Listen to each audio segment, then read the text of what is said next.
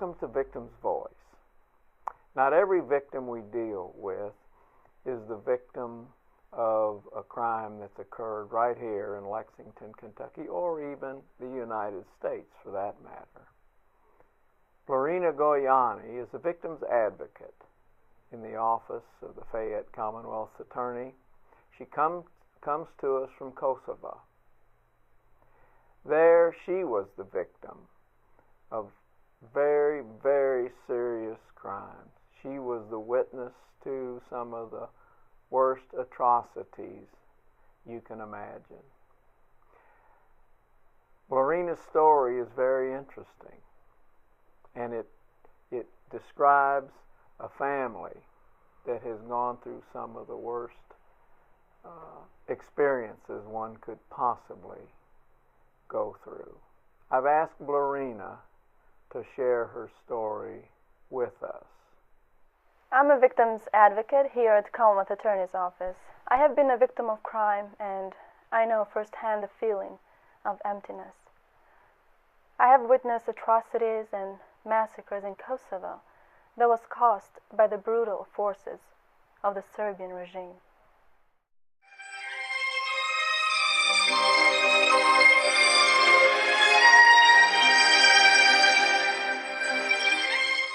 My name is Florina Goiani. I am from Kosovo. I was born in a small town called Jakova in southwestern part of Kosovo. It was a cold March in 1999. The beautiful, clear sky was overtaken by the smoke and fire coming from the burning houses. A quiet night was turned into a nightmare for all of us living with hope of survival.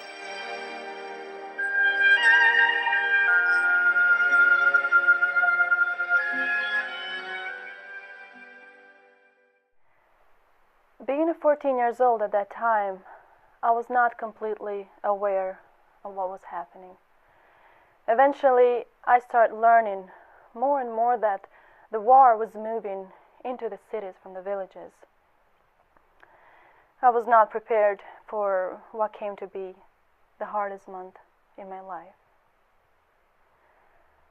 The Serbian forces and police had orders to shoot anyone in the street, and it was hard for us to leave our homes. The few people that left their houses were never to be seen again. Girls had to be especially careful when they went out because the Serbian forces had a reputation for violating girls. I remember my mom dressing me in larger clothes so that I would not stand out and so that I would look younger. Later we learned that that was not the case, because after the war, reports came out claiming that girls as young as 12 years old had been raped across Kosovo. War made it impossible for us to keep in touch through telephone, since the Serbian government had cut the phone lines. We did not know where my sister and my brother were during that time, and there was no other way to get in touch with them. It became clear that we were in real danger when we heard gunshots next to our door. My dad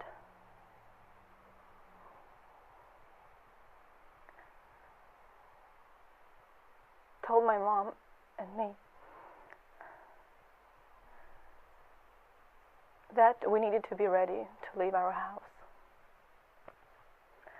But there was one little problem, because my mother was in a cast with a broken foot, and the only way to leave the house was by jumping over the walls behind our house. And that's what we did. After a while, houses across from us started burning to the ground, and the light from the fire was so large that it made our hiding place nearly visible from the distance. We stayed there, hoping and praying that they would not find us. After spending hours in the freezing cold and waited for the sun to come up, we went back to our homes. Just as we returned home to rest, we heard loud knocking on our door. At first, we were afraid to open the door because we thought it was the police, but after hearing a woman's voice at the door, we understood that it was our cousin. It was 6 o'clock in the morning and she was crying and screaming, "They killed my husband." She asked my father to go help her bury her husband's body, and that's what my dad did.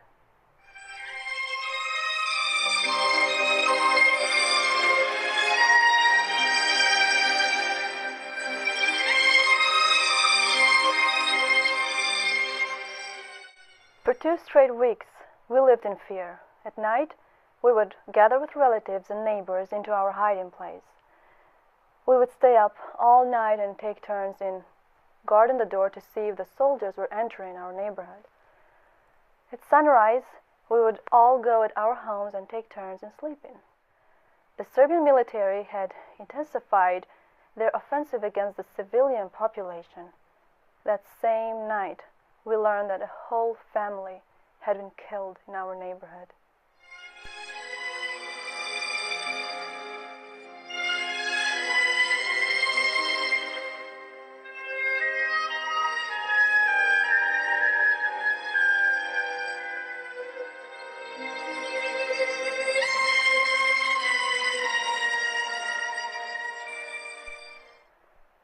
The next morning, we saw a lot of movement in the neighborhood.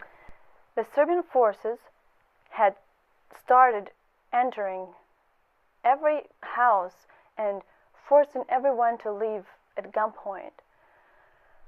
In most cases, people could not manage to take their belongings and just got into their cars and left, not knowing what was going to happen with them.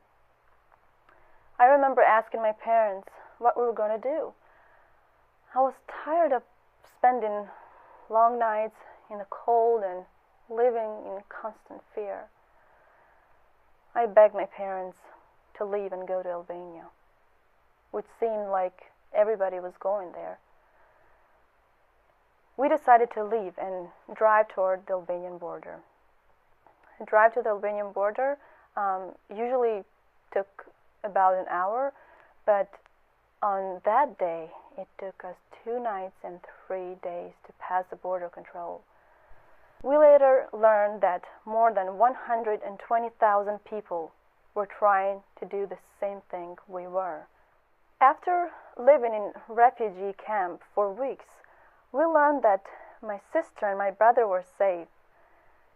My sister and her family joined us in Albania, and we also learned that my brother was also safe in Macedonia. We were so happy to learn that. The war ended in June of 1999 and we returned home. We did the best we could to return to our daily lives. I started school, my first year of high school, in the fall of 1999. During my time as a high school student, I developed a passion for poetry and singing. I competed in different plays, concerts, and recitals around Kosovo. In 2003, I wrote and recorded my first song.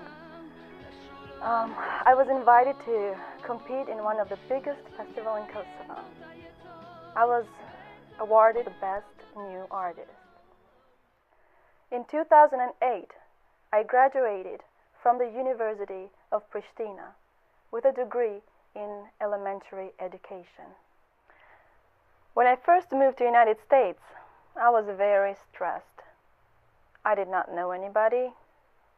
I was missing my family very much, and I did not have any friends. But as time passed, and as I learned the language, I started to feel more at home. Now, the reason I moved here was because of my husband, who is also from Kosovo and has been living in Lexington since 1999. Blarina, since you've joined our office, you have become a victim's advocate and worked with a number of different victims of crime here in Lexington.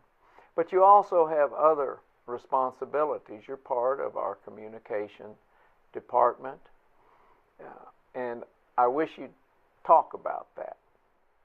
Yes. Besides working with victims, I am also involved in communication department in the office as a reporter for Lexington Prosecutor News Online. The main guests in my studio are prosecutors from our office, and we discuss an ongoing cases that they are involved in.